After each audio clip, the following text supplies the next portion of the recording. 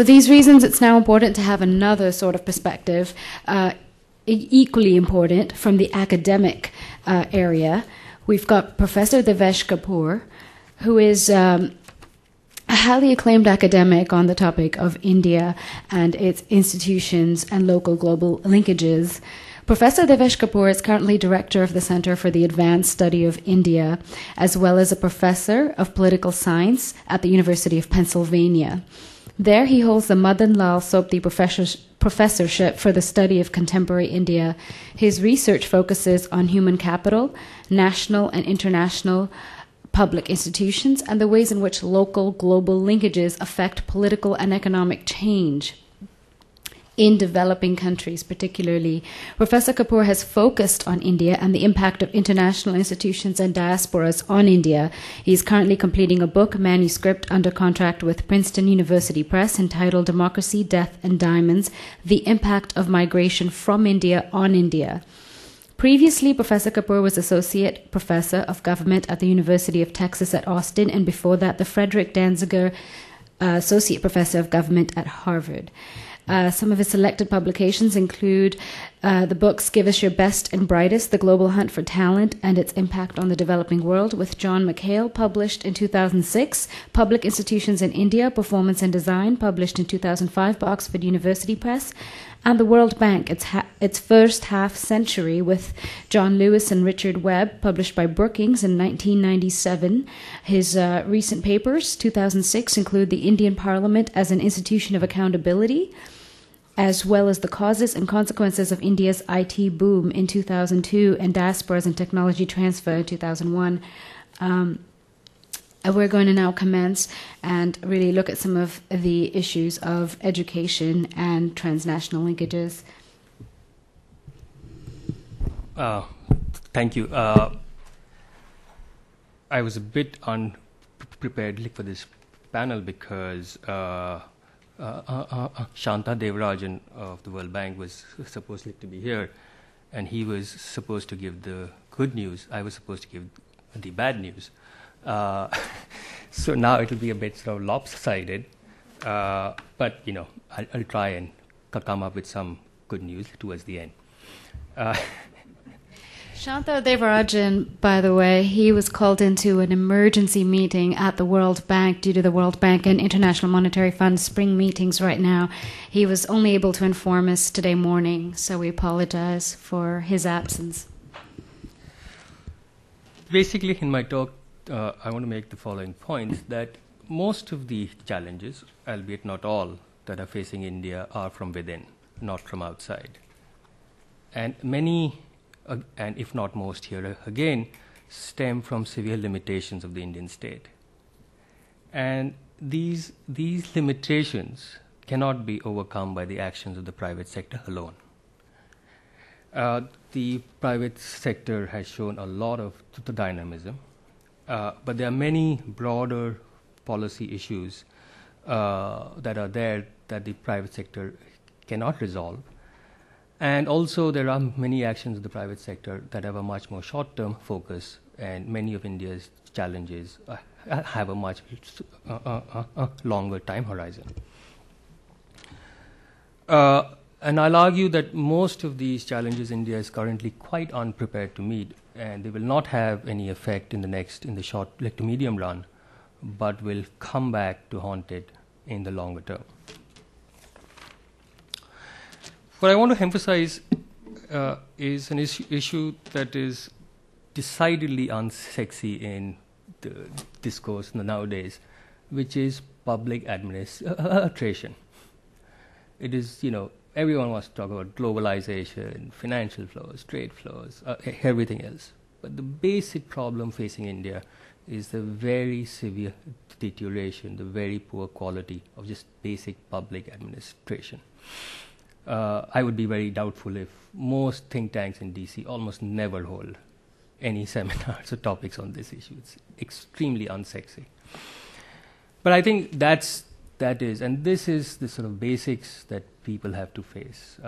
Just basic education, basic health, the police. in India, we now have a situation where if you look at education and health, where despite much higher salaries compared to other developing countries, India has one of the highest absenteeism rates in public employees just showing up to work, teachers showing up to teach. And the system is pretty helpless. No one can be fired, right? So you collect a salary that's much higher than what private sector teachers get, up to 3 or 4 times. And then you go and give private tuition. So you sort of double dip. And the quality of India's primary education is actually a shame compared to its aspirations as a global power. This is evident in the deep malaise that's afflicting rural India now. And I think we just don't realize the magnitude of the crisis that's emerging there.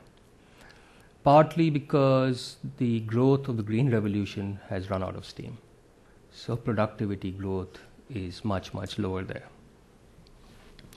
There's been a severe collapse of the public sector that really drove and played a very positive role in the Green Revolution, namely the agriculture, the extension system, which created the well-known training and visit model to get ag extension, new seeds, new technologies out to farmers.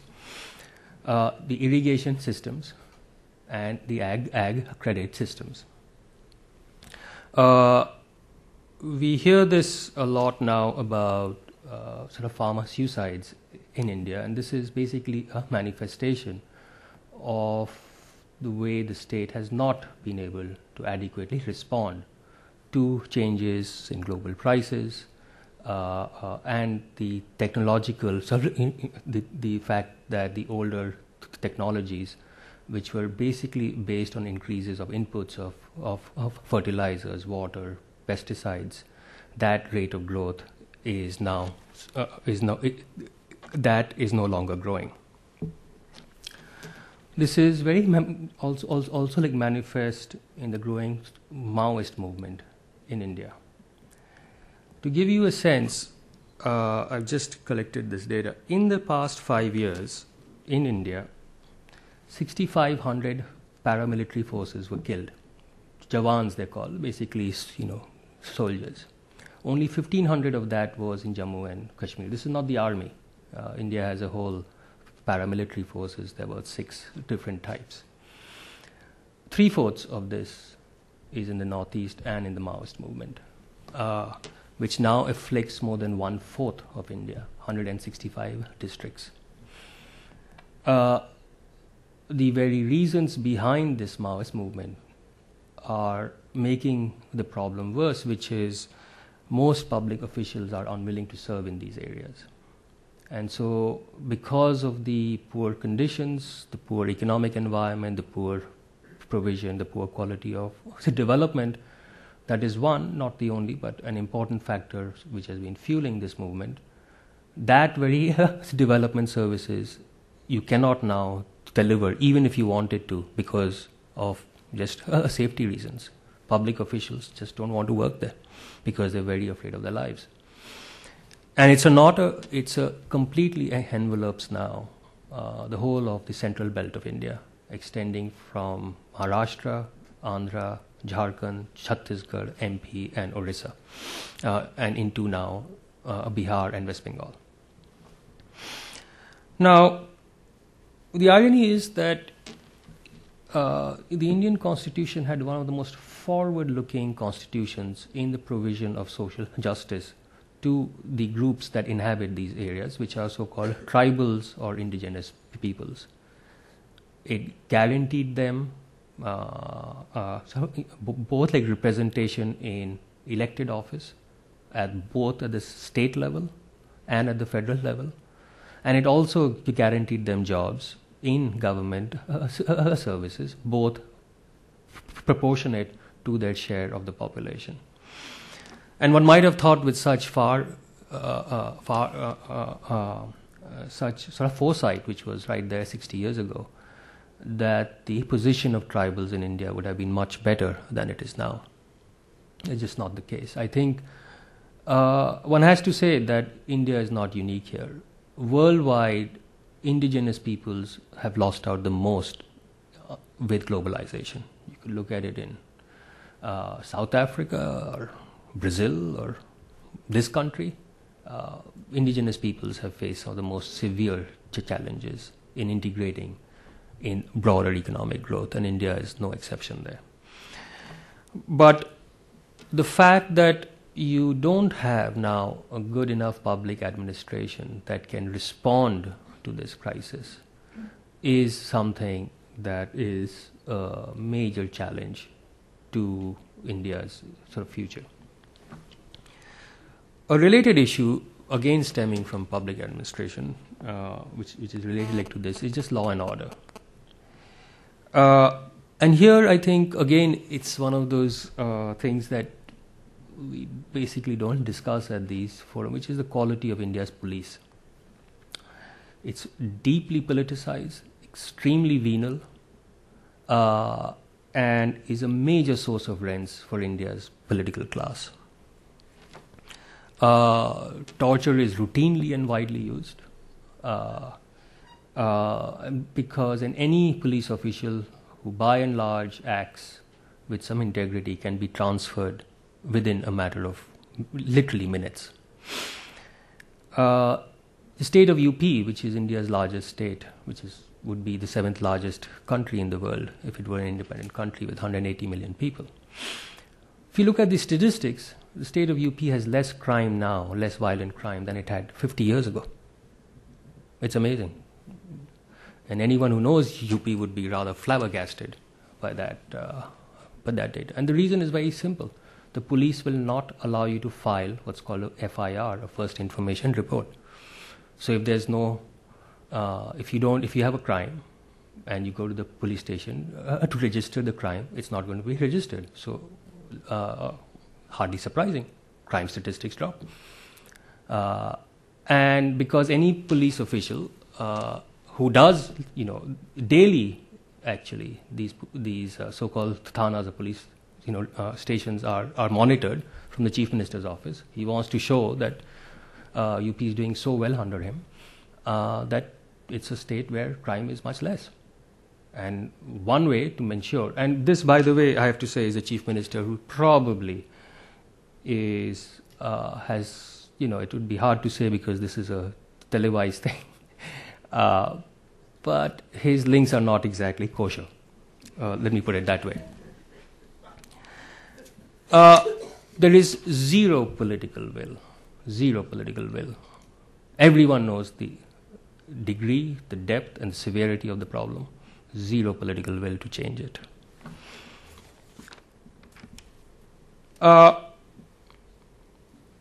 At the central level, the Indian state faces a severe fragmentation of authority stemming from minority coalition governments.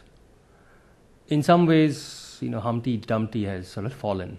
You're not going to get a reconstitution of political authority the way India had under the Congress those 4 decades. It's just not going to happen, at least in the foreseeable future.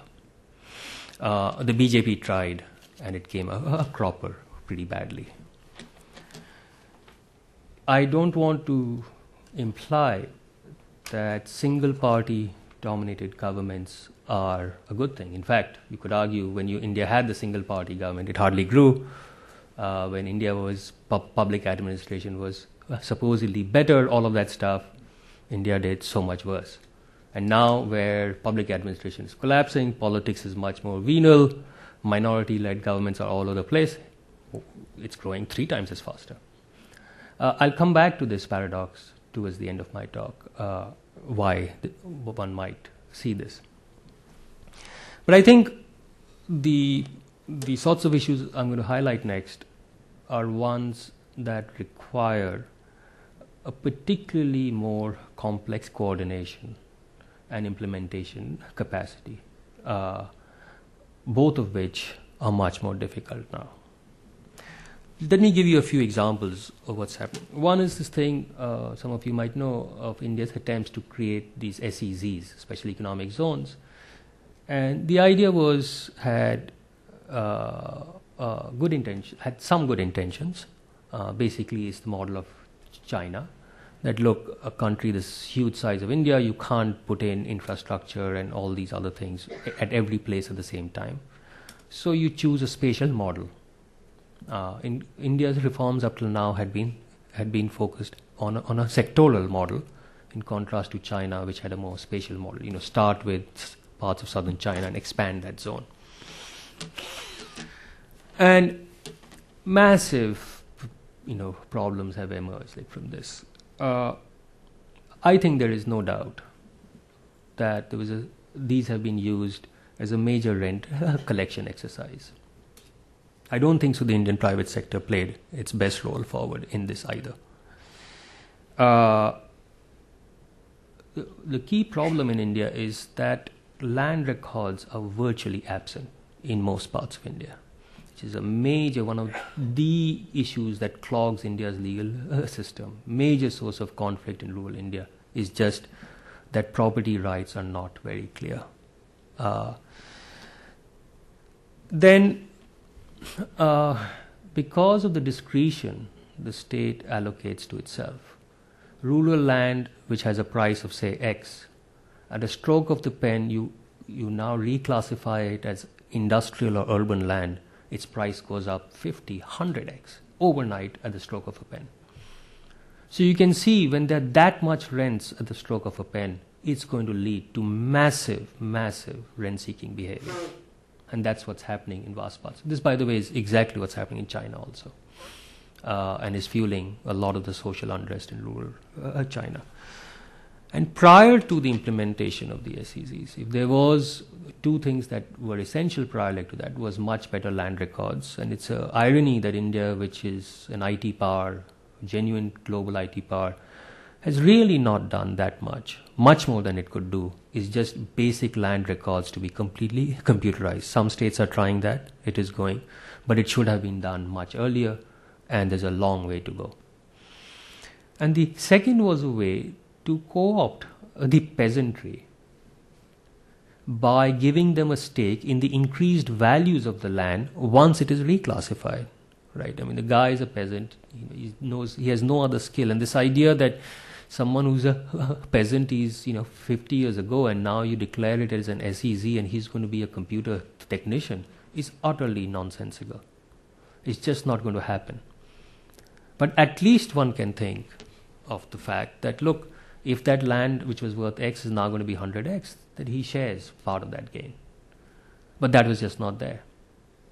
And no wonder we get a lot of protests, with that. And yes, of course it is politicized. But that's the nature of politics. The nature of politics and political entrepreneurship is see where there's discontent and channel it to your party's advantage.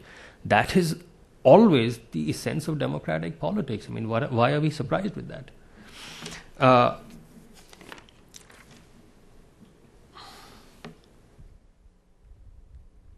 Second example is higher education. It was mentioned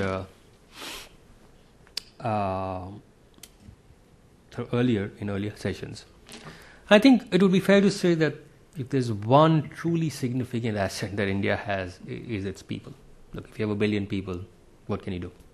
You have to treat it as an asset. And human capital is not just critical to India's future. We well recognize now it's the key to growth and development everywhere, right? And for long, India's efforts in this area in education had two distinct trends. It did a poor job in primary education, and it did a much above the average job in higher education. But the reforms of the 1990s have largely bypassed higher education. And I think the country is already paying, but will pay an increasingly severe price in the future in the following ways. I would go out on a limb and say that higher education is the last refuge of the license permit Raj in India. Every aspect of higher education, who can enter, who can teach, what can be taught, how much you can charge, what salaries faculties are paid, are somehow controlled, regulated by different parts of the state.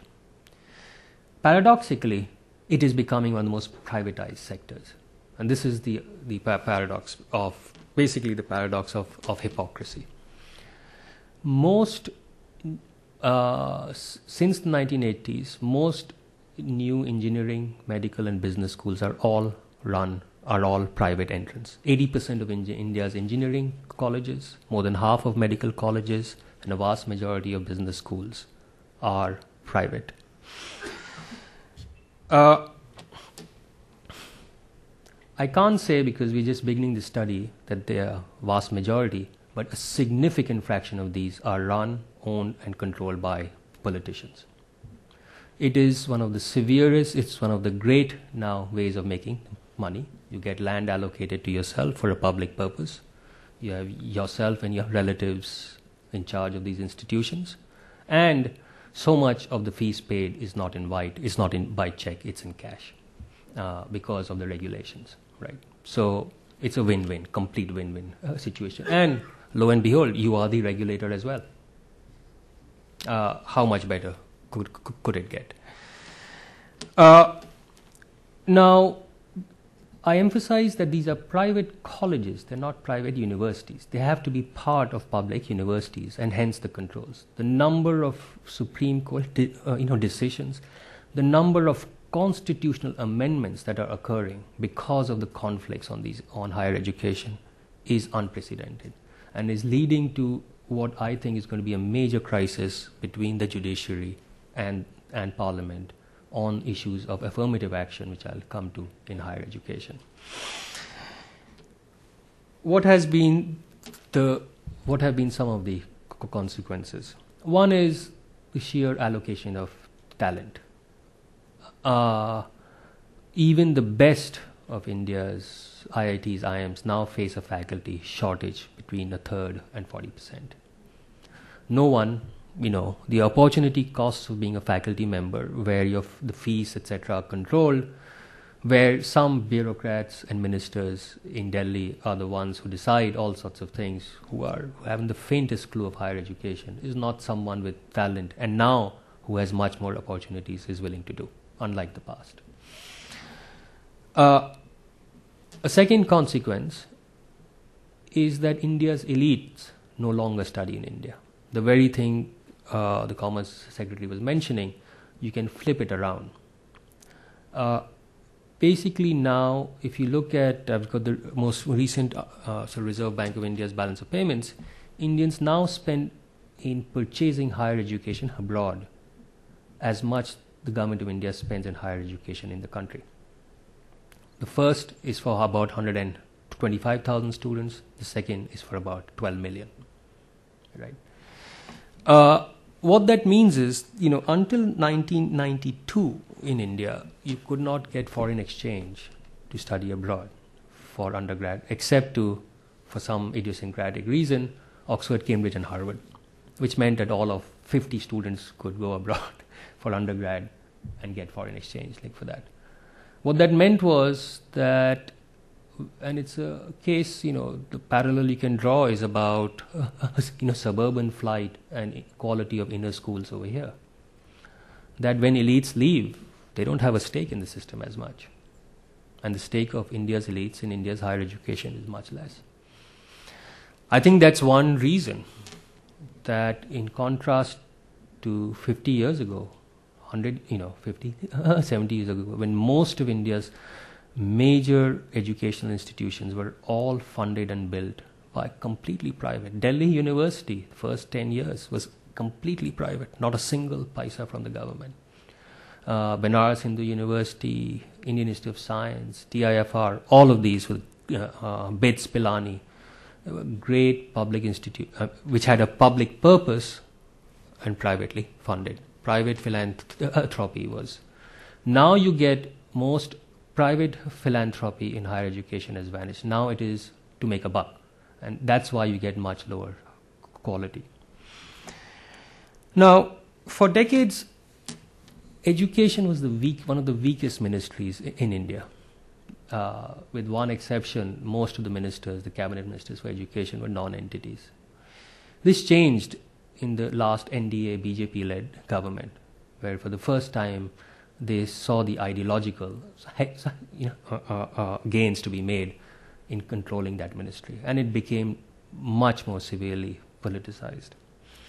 Sadly, or happily, depending on your point of view, this government has gone even a step further. And it is very deeply politicized. Some of the most inept decisions from this government are coming in higher education.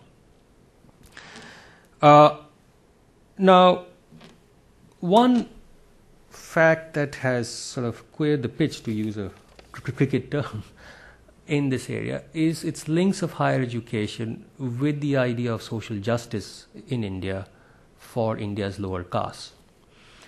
Now, what is ironic is that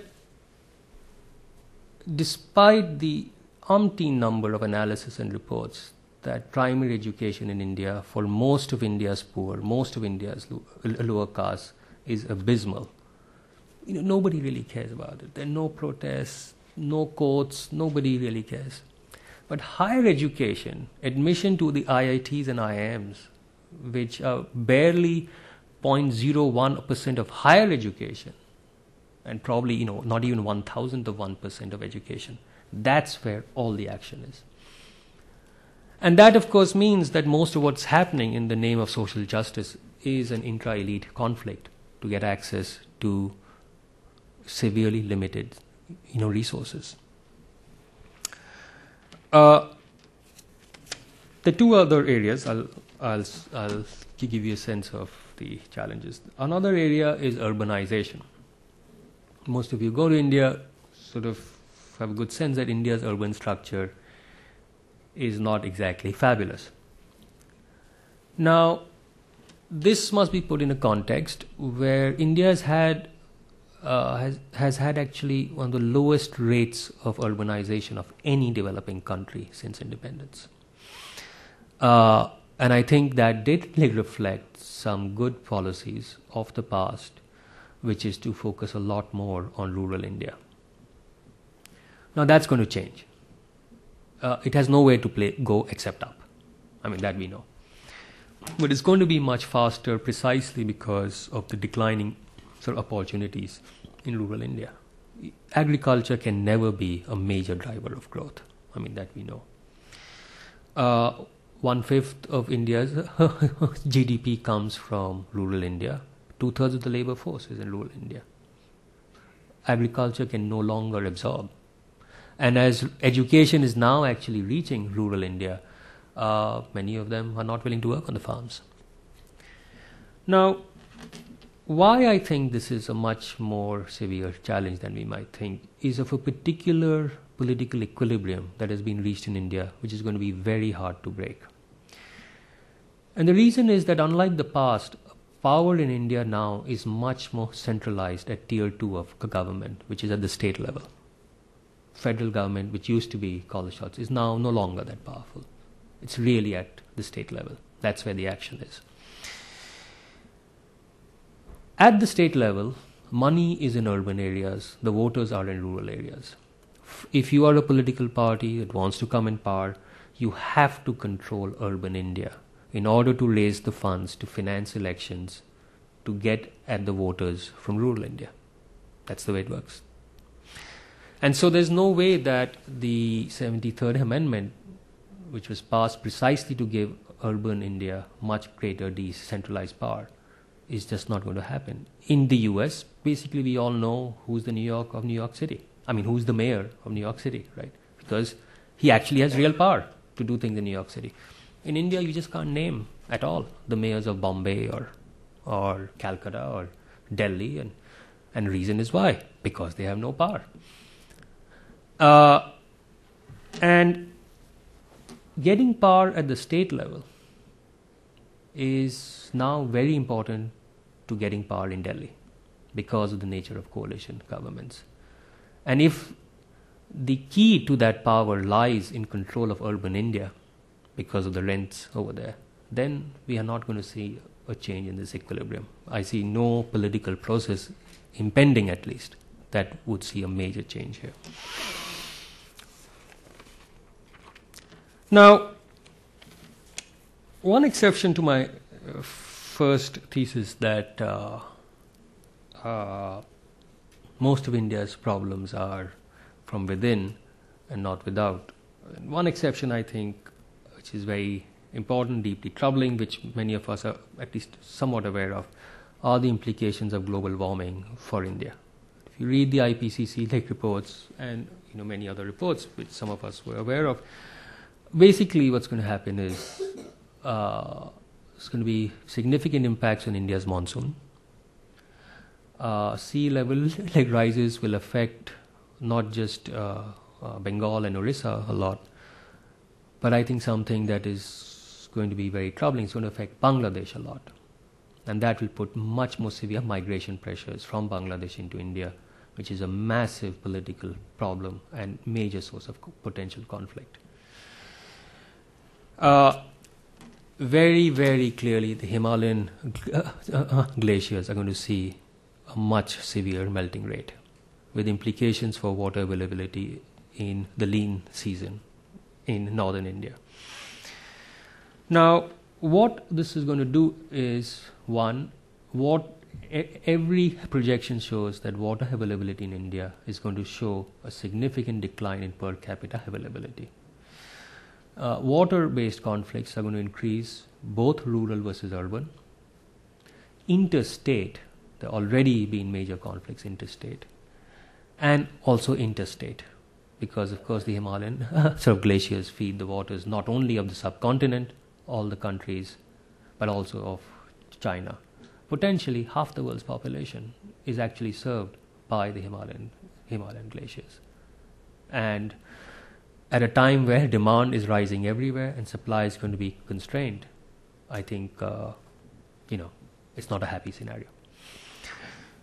Now, given that India's position has been on climate change negotiations has been, we didn't create the problem, why should we fix it? At a moral level, I think it's absolutely the right thing. At a practical level, it's completely stupid, because most northern countries can just say, well, in that case, we'll also not do anything. And who's going to lose more? And the fact is that it's very clear that temperate zone countries are going to lose much less than the tropical zone countries, which is what is going to happen to India. Now, some of the things face tough choices. That if you look at something like transport, the two major consumption patterns for energy in India are power and transport. These are the two major things. In transport, the thing which we like, which is happening in India, which India is becoming a major source of competitive advantage, is India's auto sector and auto ancillaries. But what really India needs much more is public transportation systems, and there is very little money for that. And there's not that you make much more money in making cars and the whole automobile sector than in public transportation. And of course, as most of us know, probably the weakest part of India's infrastructure has been its power sector. And that, notwithstanding all the hoo-ha on nuclear energy can at best, if you're the most optimistic, at best supply a tenth of India's energy needs over the next 50 years. So I'm really taking a long term. If you look at any pattern of building 100 nuclear power plants in the next 100 years, and that, as most of us who know a little bit about nuclear energy, is not a completely non-trivial task. And so that basically means that both India has to do much more both on demand side management, which means that, look, how far can you continue to provide free power? How far can you continue to have transmission and distribution losses of 40%? And this means tackling the massive whole state-owned enterprises in the power sector, which are deeply linked to the nature of political economy, linking Indian politicians to rural voters. Again, virtually anyone who's tried to do anything is voted out of power. There is no simple answer there. Now, I'll end with just a brief thing on, since there was, in the title it had something on the private sector. So I'll allude to that briefly and then stop. And I think virtually, I think all of us who know India and work on India have been, I think, truly, completely astounded, I would say, at the sheer dynamism of India's private sector. I would say compared to expectations. I think I would say that of myself, and I would say of many, many people. If you look at the things in the mid-90s, the Bombay Club and the fears that India would be swamped, most of that, now the degree of confidence, which was referred to earlier, is actually an incredibly positive thing about India compared to, the sort of more naysayers that were very much part of the scene 20 years ago. The question is, right, that everything that I've laid out earlier, to what degree can this dichotomy between enfeebled, weak state and a dynamic private sector, how do we reconcile the two? And second is, to what degree can the latter make up to some degree the limitations of the former, right? I'll lay out very briefly of some of the things that are happening and why I think there are pretty severe limits. One is very clearly economic dynamism, private sector led growth, and notwithstanding all the naysayers, growth has been having a significant impact on poverty. So in that general sense, that's what the private sector is best at, driving growth. It's making a contribution in and of, forget everything else. Second is now the last 2 years, and I think we are seeing a much greater push by the private sector into rural India. And this is everything from the Reliance and Bharati's, retail management, sort of from the farm gate to the sort of grocery store, completely revamping the supply chain. And what I think is likely to occur as a result is that farmers are going to get much higher prices, all because many of the middlemen will be wiped out, and much greater certainty.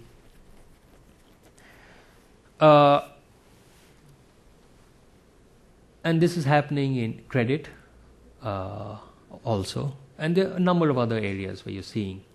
I hesitate to say to what degree, because it's something that's happening, so we don't really know how it's going to affect.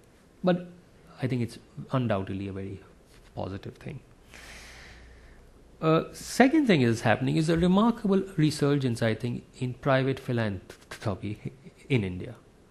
It was always there. The house of Tata's was a very good example, but most Indian business houses now have considerably increasing the degree to which they engage in private philanthropy, especially in health and education, especially primary health and primary education. Again, a very positive development.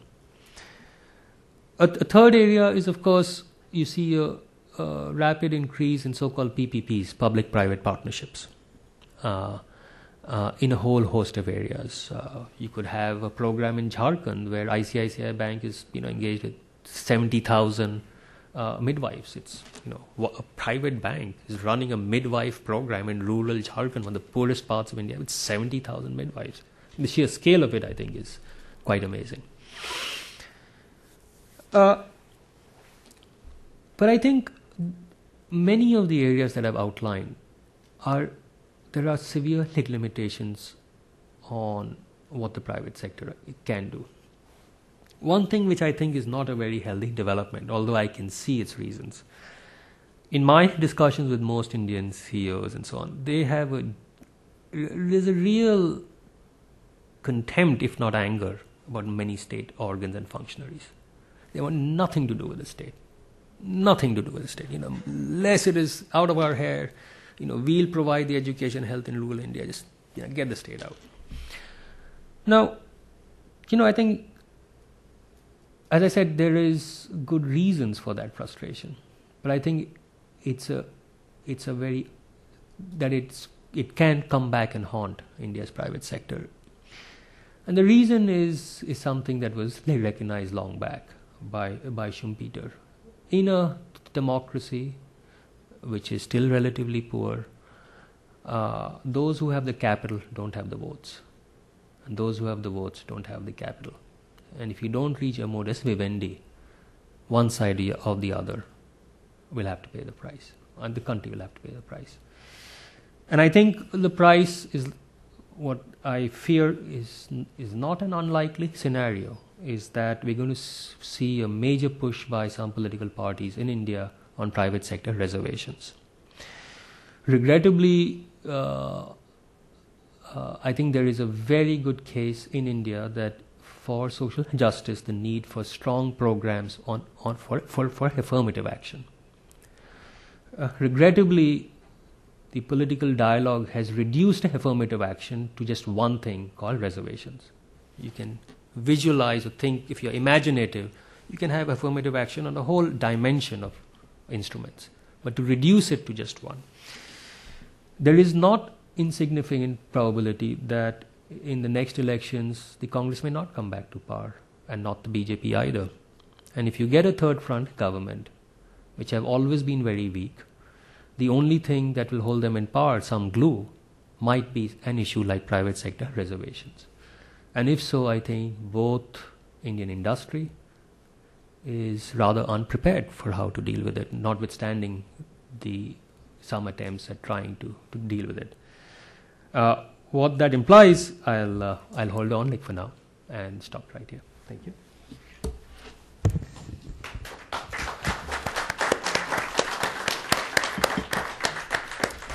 Thank you, Professor Kapur. That was an incredibly incisive and insightful presentation there, and I'm sure there must be some questions in the audience.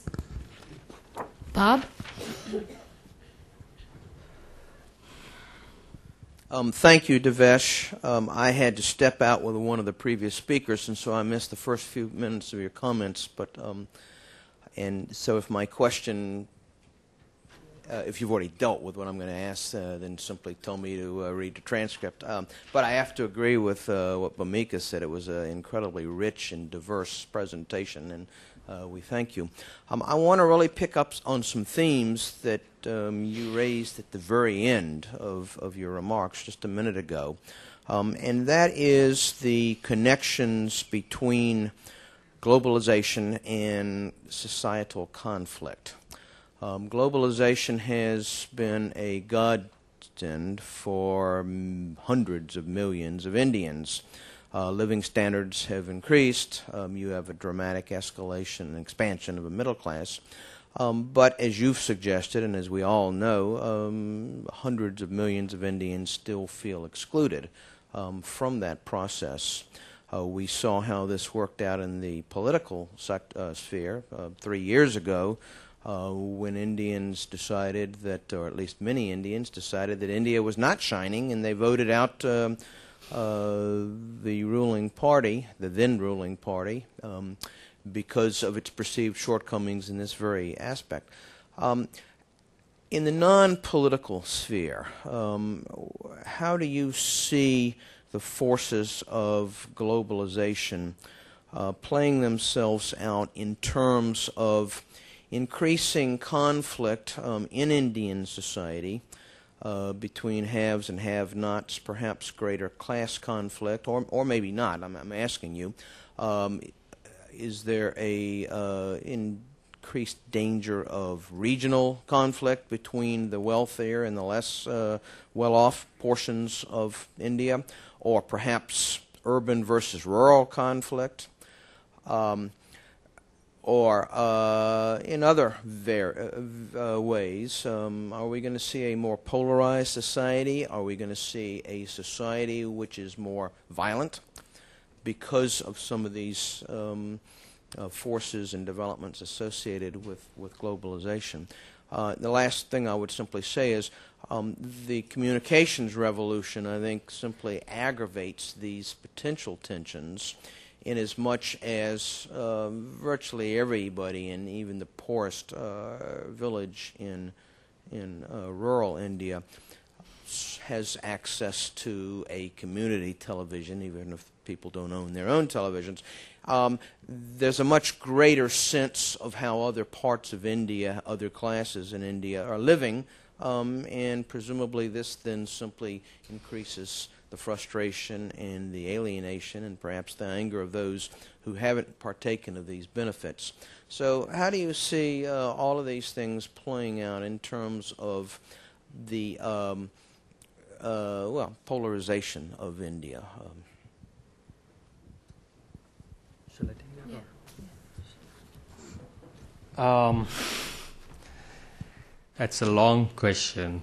Let me try to give you my sense of how this is likely to evolve. One, I think, what I, of course, presented to you was the glass half empty. Perhaps a little bit of a corrective to the glass half full, and that old cliche about India, about everything you say about India is true, and so is the opposite. The one thing on the regional part, actually, I think the polity has been remarkably mature. And one thing I don't think so we realize is that, the phenomenon you observe here in the US called gerrymandering is completely absent in India. And it's quite a remarkable thing, actually. So some things we don't notice simply because they're absent. And related to that is that because India has a thing called the Delimitation Commission, and as you know, some of you know, the Election Commission is much better known, which is a remarkably, I think, one of the most outstanding Indian institutions, not just in India but in the world, in running elections. What this regional issue began to be clear by the late 60s, early 70s, when it became clear that the population of the north was growing faster than the south. And what that meant was, in a democracy where seats are allocated by population, one person, one vote, that political power would shift to the north. I mean, seats would gradually move to the north. And the southern states and the western states raised this issue that, we're going to be penalized for good performance. Classic moral hazard story, right? And surprisingly, there was no protest at this, that they agreed to freeze the seats as per the basis of the population in 71. And that has been frozen every decade. After the census, the Constitution enjoins a delimitation commission that has to reapportion seats, meaning across states, etc., on the basis of the new population figures. But that has been frozen. Every party, there's never been a single opposing vote in Parliament on this. And the most recent one that occurred last year, it's been extended to 2021. Now, I'm giving this to you as an example that's not noticed, but how there are some institutional mechanisms. Where I think we first began to see conflicts or the possibility of emerging conflicts because of the West and the South growing much faster than the North and the East, or Northeast basically, is when for the first time in the last Finance Commission, the Finance Commission is another quite remarkable Indian body which is again constitutional, has to meet every 5 years, and what it does is apportion taxes and revenues between the center and states and across states. And you could imagine something like being very deeply politicized. But actually, again, it's been remarkably devoid of, comparatively, of political pressure. The basis of its allocation were largely based on population and poverty. And now, for the first time in the last commission, the southern states began to ask and question that formula, because again it means they get less because the populations are not growing and they're not as poor. Now, here is a classic potential conflict between equity issues, which was historically the greater commitment of Indian public policy, and efficiency, right? But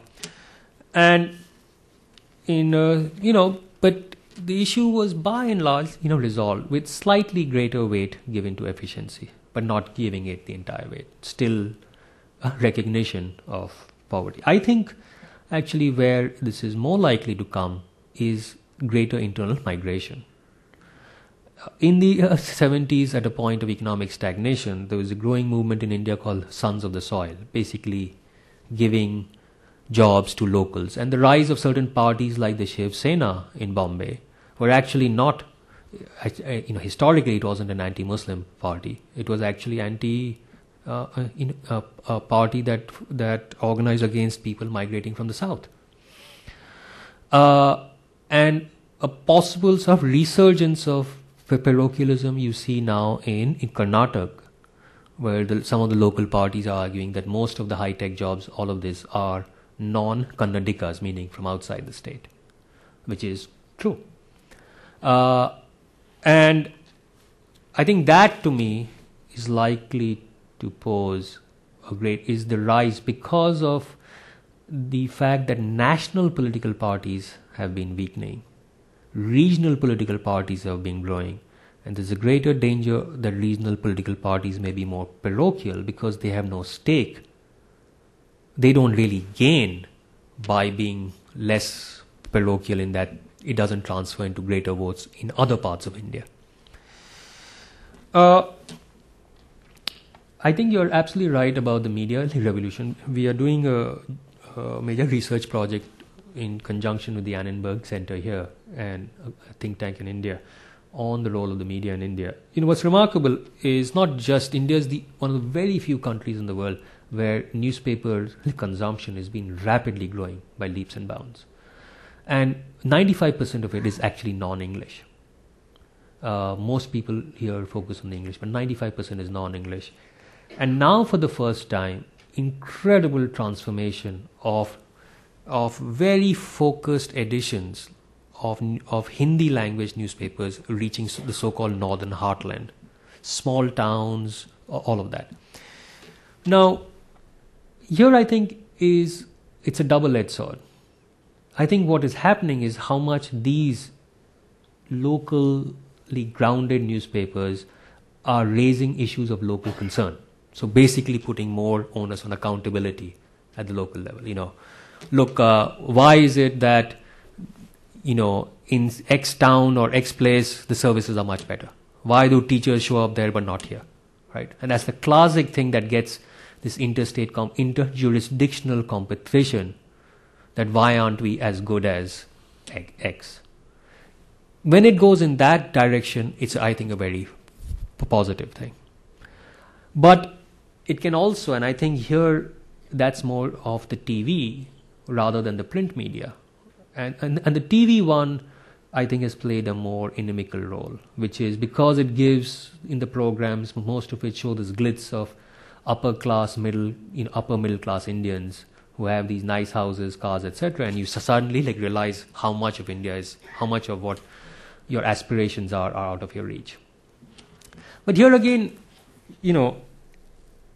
it's more complex than at least I had first anticipated. There's a very interesting sort of work going on from an anthropologist. It's a small, a village in Rajasthan, which is a very conservative part of India. And the village has high caste Indians, low caste, and Muslims. And what this person was looking at was, their TV watching habits and how it's affecting them. So basically, Rajasthan is a very hot state. So in the afternoons, all the women, sort of high caste, low caste, Muslims, all go and watch soaps. Now, they all watch soaps, but in the soaps, what they're seeing is young Indian women with short skirts who's smoking, having divorces and affairs and all sorts of things, right? And they, of course, are living in a very conservative ambience. And the question is, how is it affecting them, right? And what I found was very interesting, at least as per the study, and I don't want to generalize from this small thing, but as an insight, that it's affecting the aspirations they have for their daughters, not affecting them directly. Now, I think all aspirations, if that's the case, then I think it could be a very positive gain. Because in some ways, aspirations fuels ambition, and ambition is what gets you going, any society. Without that, it's hard to do much. So again, I might be finessing your question. I'm not giving an unequivocal answer, but I really can't say that I know exactly X is going to cause Y. I see these very different trends that are taking place. Okay, we're going to take a few more questions. The Dennis Cooks first, and then the man at the back there.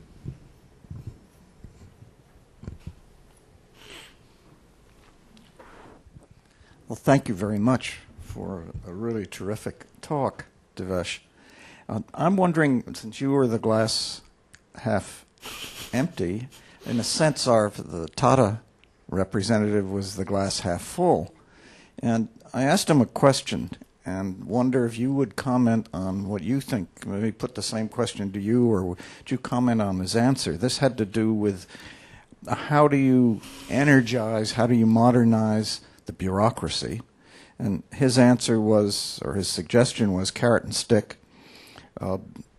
And the second question had to do with how does Tata deal with the labor laws, which one reads are a great restrictive, restrained development, and you yourself mentioned that as one of the problems.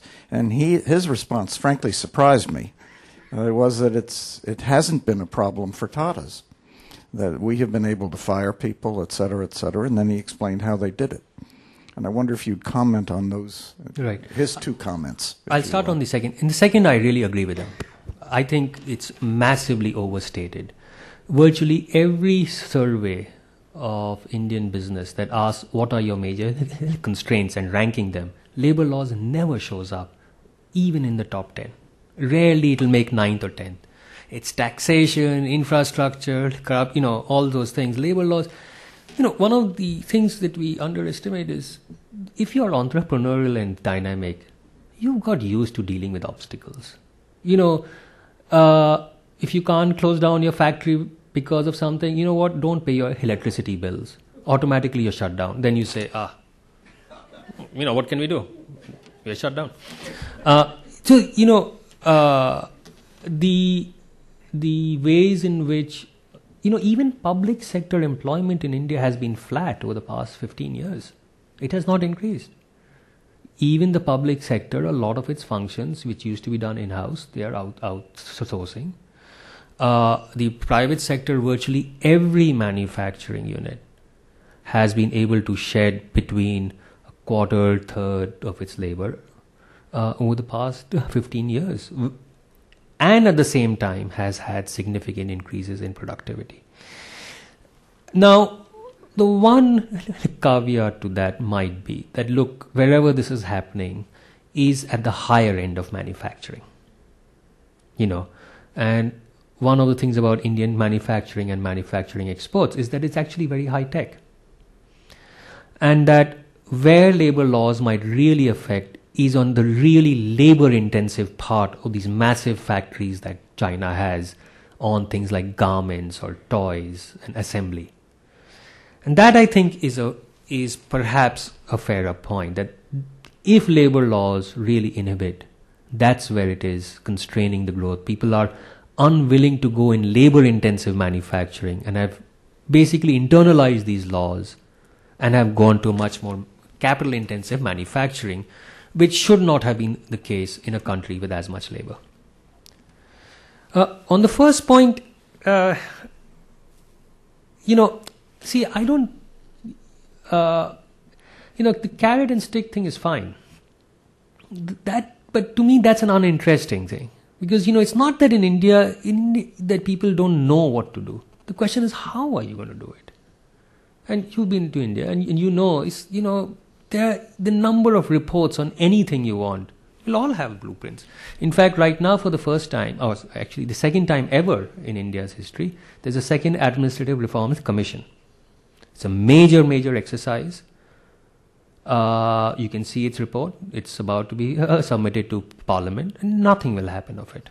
Nothing will happen of it, I'm absolutely sure, because there is no internal political incentive to do that. And that's I think it's more likely, what's more feasible, is that the changes in the constitution which were to decentralize power, that is likely to have a greater effect, because you really cannot deal with this system in this sense at an all India level. It's just too large, too gargantuan. And once there is greater political power at the local level, then some places experiment, some places move a little bit more than other places. And I think more of the onus of change will come from there, rather than something done in Delhi, which is going to radically energize the bureaucracy. Okay, in order to end on time, I think I'm going to take two questions at once. The man over here and the lady at the back.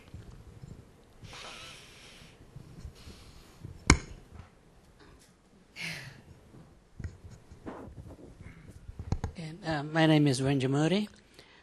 India, when you go there, you can see commerce at a level unbelievable, that people selling things on the road, the traffic signals. It must have been, it must be a very significant part of our commerce. The one which, the vendors like coconuts or cell phone attachments.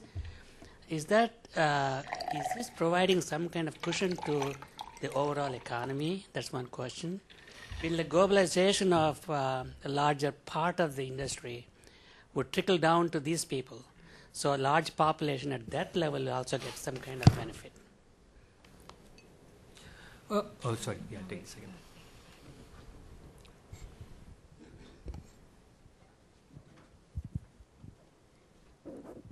Thank you. I actually have two questions, but I'll make them very quick and short, if I may. You explained admirably, in fact, your whole presentation was wonderful, thank you. You explained admirably the causes for the breakdown of administration and public services in the states. But how do you explain the breakdown of the All India services? And that breakdown has been equally dramatic with equally bad long-term effects. And the second question is that our whole praise for democracy in a democratic polity is premised on the belief, I think, that when people are in a democratic polity are discontented, they find solutions to their problems. You mentioned this very real problem of non-digitalized, non-kept land records. And this is a problem that goes back many, many hundreds of years, as you know. Can you tell us something about what some states or some districts have done, for example, Rajasthan, in the matter of improving the keeping of land records?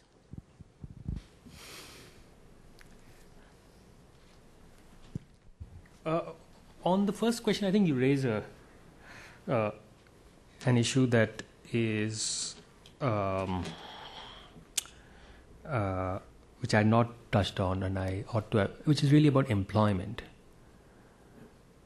I would beg to differ with our previous speakers on something. We talked about retail and agriculture, late liberalization. I think we severely underestimate the problems that are going to occur if employment in India, these are sectors that are sponges, basically. Yes, they are low productivity sponges. But the transformation of Western societies and moving from mainly agriculture to industrial to services has taken the better part of 2 centuries, 3 centuries. To expect, I think both China and India are going to face this, to occur that in 30, 40 years, when you have this type of liberalization, I really don't think so one should underestimate its political implications. And there are good reasons why Indian politicians are incredibly scared of it, despite, I'll tell you one thing about Indian politics. It is far more competitive than any industrial marketplace in the world. It's the only democracy in the world where incumbents face a disadvantage. It's only the democracy, right? It doesn't matter, you can do India shining or India diving campaign. You're going to lose, right? It's very competitive. We may not like these guys, we may think their models are X, Y, and Z, but they're very wily and smart guys. You would not survive otherwise. You just would not. One should not underestimate them. And the fact is that they just don't see any answer. How is India going to face this in the next 10, 20 years? And I think the sorts of informal sectors which you allude to are these. That's where a lot of the employment growth is occurring. I mean, ideally, you want formal sector employment in India in the private sector and the government with 6.5% growth over the past 15 years has not changed at all. At all. Formal sector employment. It has been flat. And so what are we going to do about because of the sorts of things that he referred, companies have been able to shed labor. Most of them outsource. All of that stuff is going on. That's the reason it's that dynamic. But that very thing means that the rest is not as the dynamic. And I for one, recognizing that these are trade-offs and recognizing that these are difficult trade-offs, would not be particularly gung-ho about retail, liberalization or about agricultural openness. Mainly because I just don't see politically the sheer scale of those implications. How are you going to deal with it? On the second, I'm not sure if I agree that the All India Services has broken down. I think it's a more mixed picture. I'm not saying it's doing great. And the reason I think is that it is true the earlier elite no longer joins. Urban India, the earlier elite, nobody joins the army. By the way, the Indian Army in the officer corps has a 30% vacancy rate now in the frontline infantry. Nobody wants to join, right?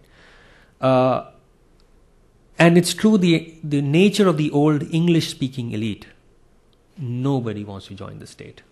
Okay, absolutely none. All the former IAS officers, all the people I'm sure you have met in the bureaucracy, IFS, ask one of them if their kids are going to join a public organization. And the answer is zero. The diaspora Indians used to go to study abroad in the 50s and 60s. Their point of re-entry back in India was almost entirely the public sector. Universities, state research labs. Now it's entirely in the private sector, meaning Microsoft's R&D labs. What is happening is that we have in these institutions, like the elite services, you're having a lot of people coming from smaller town India, whose English accents are very different. I actually think that's a very hopeful sign. Unlike the past, if you see, they no longer have degrees in English and history from St. Stephen's. They're actually from IITs. They are doctors and engineers. You'll be surprised how much more professional degrees these guys have.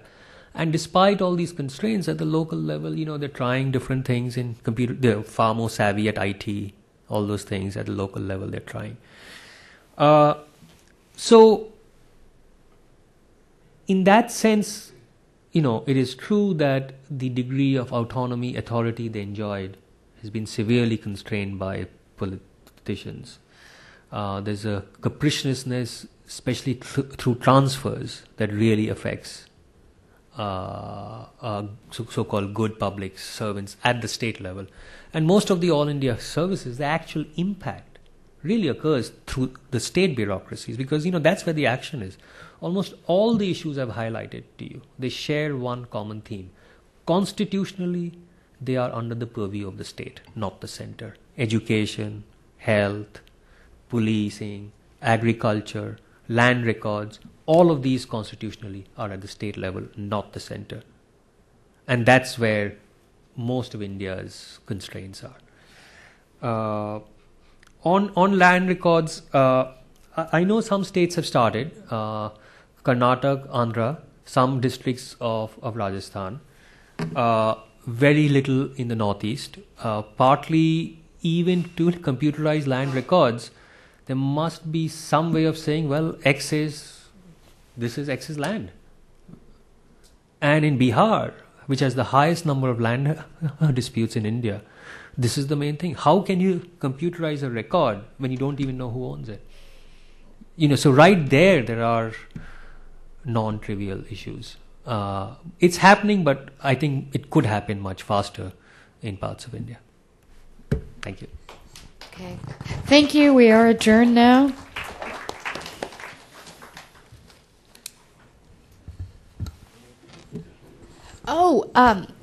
Would like to give Ranjana Khanna of FICCI a few concluding remarks before we adjourn. First, thank Professor Devesh Kapur. Thank you for giving us the flip side of the coin now. We've seen the first side and the second side. So that makes it a very, very provocative and incisive set of ideas that we've got to deal with now and take it on forward. I have to thank Bob Hathaway for going ahead with the program for India, despite the few glitches we had, major glitches. We were supposed to have the Finance Minister of India, and because of the situation back home, or whatever, some other emergency, he had to cancel last minute. We were also trying to get some of the official team members to come in who could not get out of their World Bank meetings, and we had another casualty of the World Bank meetings today afternoon.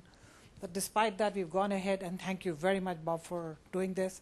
And we must continue with this effort, both here and take this back in India so that it's a totally interactive dialogue which can help us take forward. Globalization is going to be posing its challenges. Inequality is going to be a major challenge, especially for the developing countries, whose role is going to be much greater. And we all have to try and see how we're going to be able to address those challenges and opportunities, both with the private sector and the policymakers. Thank you very much, Bob. Thank you so much, Bhumika, for all your work and being calm and patient with whatever's been going on, and your team.